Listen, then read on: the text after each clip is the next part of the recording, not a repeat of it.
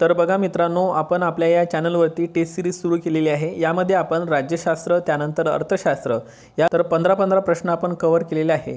ठीक आहे, आपण राज्यशास्त्र आणि अर्थशास्त्र या विषयावरील 15 प्रश्न कव्हर केलेले आहे मित्रांनो। तर आज आपण पंचायत राज या विषयावर आधारित 15 प्रश्न कव्हर करणार आहे। पण इथेच आपण थांबणार नाही मित्रांनो, हे सर्कल आपलं असंच सुरू राहणार आहे जेणेकरून सगळे प्रश्न कव्हर होतील। चला तर लेक्चर स्टार्ट करूया आणि याची PDF आपण आपल्या टेलिग्राम चॅनलवर टाकलेली होती। टेलिग्राम चॅनलची लिंक हे डिस्क्रिप्शन बॉक्समध्ये दिलेली आहे, त्यावर टच करून तुम्ही चॅनलला जॉइन करू शकता मित्रांनो। चला तर तुमचे 15 पैकी किती प्रश्न बरोबर येतात ते चेक करा। पंचायत राज स्वीकारणारे भारतातील पहिले राज्य कोणते ठरले होते? ऑप्शन आहे राजस्थान, आंध्र प्रदेश, महाराष्ट्र की कर्नाटक। तर बघा मित्रांनो, या प्रश्नाचं अचूक उत्तर आहे राजस्थान, कारण राजस्थानने 2 ऑक्टोबर 1959 रोजी, लक्षात असू द्या, पंचायत राज स्वीकारलेले होते। ठीक आहे, नागौर राजस्थान या ठिकाणाहून पंचायत राज सुरू झालं होतं मित्रांनो आणि उद्घाटन केलं होतं पंडित जवाहरलाल नेहरू यांनी। दुसरं राज्य ठरलं होतं आंध्र प्रदेश।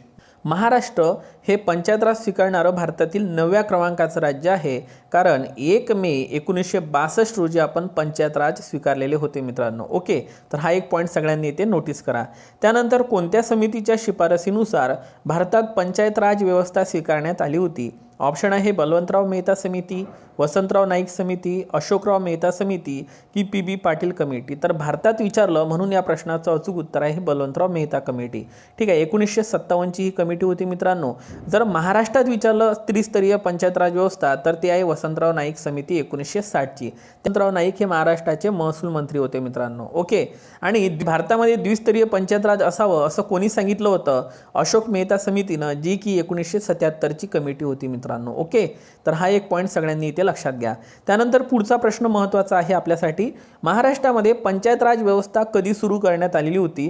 आताच सांगितलेलं आहे 1 मे 1962 रोजी, आणि महाराष्ट्र हे 9व्या क्रमांकाचं राज्य होतं। हा पॉईंट सर्वांनी इथे लक्षात घ्या मित्रांनो। मग पुढचा पॉईंट काय आहे की 1 मे 1960 ला महाराष्ट्र स्थापन झाला होता आणि 1 ऑगस्ट 1962 ला महाराष्ट्र इंडस्ट्रियल डेव्हलपमेंट कॉर्पोरेशन म्हणजेच महाराष्ट्र राज्य औद्योगिक विकास महामंडळाची स्थापना झालेली होती, MIDC ची। ओके, 1 ऑगस्ट 1962 ला, आणि 1 डिसेंबर 1963 ला नागालँड राज्याची निर्मिती झाली होती। आणि तुम्हाला सर्वांना माहित आहे 60 वर्ष पूर्ण झालेले आहे नागालँड राज्याच्या निर्मितीला, म्हणजे हिरक महोत्सवी वर्ष आहे नागालँडचं। इथेच हॉर्नबिल महोत्सव सुद्धा असतो। ओके, नंतर स्पष्टीकरण आहे, जिल्हा परिषद आणि पंचायत समिती कायदा 1961 नुसारच आपल्या इथं 1 मे 1962 पासून पंचायत राज व्यवस्था सुरू झालेली होती, हे त्यामागचं कारण होतं। ठीक आहे, आणि संबंधित समिती कोणती असणार आहे? ऑब्विसली वसंतराव नाईक समिती 1960, म्हणजे पहिल्यांदा वसंतराव नाईक समिती आली, नंतर ॲक्ट झाला आणि आपल्या इथं 1 मे 1962 ला पंचायत राज व्यवस्था सुरू झालेली होती या पद्धतीनं। चला, त्यानंतर पुढचा प्रश्न काय बघा। आजच्या लेक्चरमधून तुम्हाला खूप सारे डाऊट्स तुमचे क्लिअर होणार आहे मित्रांनो। महाराष्ट्रात पंचायत राजमध्ये स्त्रियांना किती टक्के जागा राखीव आहेत? ठीक आहे, राखीव आहेत म्हणजे सध्याची गोष्ट विचारलेली आहे, तर या प्रश्नाचं अचूक उत्तर आहे 50%। पण बघा मित्रांनो, 73व्या आणि 74व्या घटनादुरुस्तीनुसार महिलांना 33% म्हणजे 1/3 आरक्षण होतं। मात्र 2011 मध्ये हे आरक्षण 50% इतकं वाढवण्यात आलेलं आहे। त्यामुळे तुम्हाला पेपरमध्ये 73-74 नुसार विचारलं तर या प्रश्नाचं अचूक उत्तर 33% घ्यायचं आहे मित्रांनो। ओके, 73वी घटनादुरुस्ती हे ग्रामीण पंचायत राज आणि लक्षात घ्या 74वी नगरपालिकेसंबंधित आहे। ओके, सो हा पॉईंट सगळ्यांनी इथे नोटीस करावा। स्थानिक प्रभाग समिती स्थापन केली जाते, विधान चुकी बरोबर आहे, आणि या समितीच्या अध्यक्षाचा कार्यकाळ 1 वर्षाचा असतो, हे पण काय आहे? बरोबर आहे मित्रांनो। सो आहे A आणि B, दोन्ही ऑप्शन काय आहे मित्रांनो? A आणि B बरोबर आहेत। चला, त्यानंतर 6वा प्रश्न बघूया आपण काय आहे। 243A नुसार ग्रामसभेची स्थापना केली जाते, अगदी बरोबर आहे। 243B काय आहे बघा की पंचायत राजची स्थापना केली जाते, हे पण कलम बरोबर आहे। B आहे पंचायत राजची स्थापना। D मध्ये आहे आरक्षित जागा। ओके, आरक्षणासंबंधित आहे 243D मध्ये, मात्र D नंबरचंच ऑप्शन चुकलेलं आहे मित्रांनो। का बरं? कारण 243H मध्ये राज्य वित्त आयोग येत नाही, तर राज्य वित्त आयोग 243I मध्ये येतो। ओके, H मध्ये काय येते? H मध्ये येते टॅक्स, लक्षात असू द्या, काय येते? टॅक्स। मोस्ट टाइम पिकर आहे, H म्हणजे टॅक्स, लक्षात ठेवा तुम्ही। ओके, सो ड नंबरचं ऑप्शन चुकलेलं आहे। मोस्ट टाइम पिकर पाठच करून घ्या। 73व्या घटनादुरुस्तीचा अंमल कधीपासून सुरू झाला? बघा मित्रांनो, 73वी घटनादुरुस्ती ही पंचायत राज संबंधित आहे, म्हणजे ग्रामपंचायत, पंचायत समिती आणि जिल्हा परिषदा संबंधित आहे। तर हिची सुरुवात झाली होती 24 एप्रिल 1993ला. आणि परीक्षेत यावरती प्रश्न पण विचारले जात आहे, कारण या घटनादुरुस्तीच्या लागू होण्याला 30 वर्ष पूर्ण झाले आहे 2023मध्ये. त्यामुळे हे पाठच करून घ्या. मग आता 73वी घटनादुरुस्ती हे 24 एप्रिल 93ला लागू झाली. मग तुम्हाला हे विचारू शकते की 74वी कधी लागू झाली, तर 1 जून 1993ला लागू झालेली होती. 1 जून 1993ला लक्षात असू द्या. त्यानंतर बघा म्हणूनच 24 एप्रिलला आपण पंचायत राज दिवस सुद्धा साजरा करतो 2010 पासून. ओके, सो पंचायत राज दिवस 24 एप्रिल 2010 पासून साजरा करतो आणि याच्यावर आयोगानं ऑलरेडी प्रश्न पण विचारलेला आहे. मग 73व्या घटनादुरुस्तीने पंचायत राजला घटनात्मक दर्जा दिला होता. विधान चुकी बरोबर बरोबर. आय थिंक नगर परिषदमध्ये सुद्धा हा प्रश्न विचारलेला होता. चला, त्यानंतर खालीलपैकी कोणते काम ग्रामसेवकाचे नाही. चला आता सांगा तुम्ही ग्रामसेवकाचं कोणतं काम नाही म्हणते. ओके, ग्रामपंचायतीचे सचिव हे ग्रामसेवक असते, आपल्याला सर्वांना माहीत आहे. ग्रामपंचायत निधीचा योग्य वापर करणे अगदी बरोबर आहे. ग्रामसभेचा अहवालही तो तयार करतो आणि शासनाने निर्धारित केलेल्या विविध करांची वसुली तो करतो. म्हणजे ग्रामसेवकाचं कोणतं काम नाही यापैकी नाही, म्हणजे सर्व कामं हे ग्रामसेवकाचे आहे. सो निगेटिव्ह पॉझिटिव्ह आन्सर आहे मित्रांनो. ओके, लक्षात ठेवा. खालीलपैकी कोणत्या समितीने महाराष्ट्रात सरपंचाची निवड थेट जनतेतून करावी असं सांगण्यात आलेलं होतं. आता हा प्रश्न मी याच्यासाठी काढलेला आहे कारण हा मुद्दा करंट अफेअरमध्ये चर्चेत आहे. ओके, सो या प्रश्नाचं अचूक उत्तर आहे PB पाटील कमिटी. मित्रांनो, PB पाटील कमिटी कधीची होती मला नक्की खाली कमेंट बॉक्समध्ये सांगा, कारण या कमिटीवर आपल्याला प्रश्न येणार आहे. आणि 15 पैकी तुम्हाला किती मार्क्स मिळाले ते मला नक्की सांगा. गोळा केलेल्या जमीन महसुलातील किती टक्के वाटा हा ग्रामपंचायतीला मिळतो.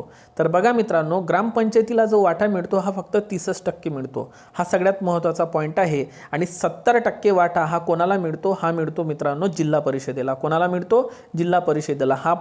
हा वाटा मिळतो. 70% वाटा हा ZPला मिळतो. ओके, आणि गावाला किती टक्के वाटा मिळतो, गावाला मिळतो 30% वाटा. It's a very important point. चला, कोणते विधान बरोबर नाही. ग्रामसेवकाची नियुक्ती मुख्य कार्यकारी अधिकाऱ्याकडून केली जाते. अगदी बरोबर आहे. ठीक आहे. त्यानंतर ग्रामसेवक हा ग्रामपंचायतीचा सचिव असतो. मी मगाशीच सांगितलं तुम्हाला, हे पण विधान बरोबर आहे. पण मित्रांनो, तिसरं विधान चुकलेलं आहे, कारण त्याचे वेतन ग्रामपंचायतीकडून दिले जात नाही, तर जिल्हा निधीतून दिली जाते. मित्रांनो, जिल्हा निधीतून त्याचं काय दिलं जाते, पेमेंट दिलं जाते, कारण त्याची निवड हे जिल्हा निवड समितीनं केली होती. त्यामुळे ग्रामपंचायतीकडून दिले जात नाही त्याचा पगार वगैरे. आणि जिल्हा परिषदेच्या ग्रामविकास खात्याचा वर्ग 3चा तो कर्मचारी आहे, म्हणूनच पगार त्याचा जिल्हा निधीतून दिला जाते. त्यामुळे C ऑप्शन चुकलेला आहे आणि हेच त्याचं काय आहे, उत्तर आहे. प्रश्न समजत असेल तुम्हाला. त्यानंतर पहा, विधान ओळखा. महाराष्ट्रातील ग्रामपंचायत सरपंच पदाचा कार्यकाळ 5 वर्षाचा असतो. अगदी बरोबर आहे. महाराष्ट्रातील ग्रामपंचायत उपसरपंच पदास आरक्षण नसते, तर बरोबर आहे. आरक्षण फक्त सरपंच पदासाठीच आहे मित्रांनो. आपण म्हणतो ना रोस्टर लागलं वगैरे, तर ते आरक्षण फक्त सरपंच संबंधित आहे, तर उपसरपंचाला आरक्षणाची तरतूद नाही. त्यामुळे हे पण विधान कसं आहे, बरोबर आहे. म्हणजे अ आणि ब दोन्ही विधाने बरोबर आहे. ऑप्शन नंबर 1 याचं उत्तर आहे. चला, ग्रामपंचायतीच्या दैनंदिन कामासाठी कोण जबाबदार असतो, तर सांगा बरं कोण जबाबदार असते, तर याला जबाबदार असतो मित्रांनो ग्रामसेवक. इट्स अ व्हेरी इम्पॉर्टंट, कारण ग्रामपंचायतीचा तो सचिव असतो. मोस्ट IMP करा. त्यानंतर शेवटचा प्रश्न बघा, शेवटचे 2 प्रश्न बघा मित्रांनो. लोकसंख्या असणाऱ्या गावांसाठी एकत्रितपणे गट ग्रामपंचायत स्थापन केली जाते, पण कितीपेक्षा कमी, तर 500 पेक्षा कमी असलेल्या लोकांसाठी, लोकसंख्या असलेल्या गावांसाठी लक्षात असू द्या, गट ग्रामपंचायतीची स्थापना केली जाते. गट ग्रामपंचायतीची स्थापना केली जाते. आणि आजचा शेवटचा प्रश्न बघा, मुंबई ग्रामपंचायत अधिनियम कोणत्या वर्षी लागू करण्यात आलेला होता. तर बघा मित्रांनो, मुंबई ग्रामपंचायत अधिनियम कोणत्या वर्षी करण्यात आलेला आहे, तर या प्रश्नाचं अचूक उत्तर आहे 1958. 1958 मध्ये मुंबई ग्रामपंचायत अधिनियम लागू करण्यात आलेला होता, सुरू करण्यात आलेला होता मित्रांनो. ओके, सो महत्त्वाचं काय मित्रांनो, की आपण फास्ट प्रश्न याच्यासाठी घेतो की आपल्याला कुठलाही वेळ वाया घालवायचा नाही आहे.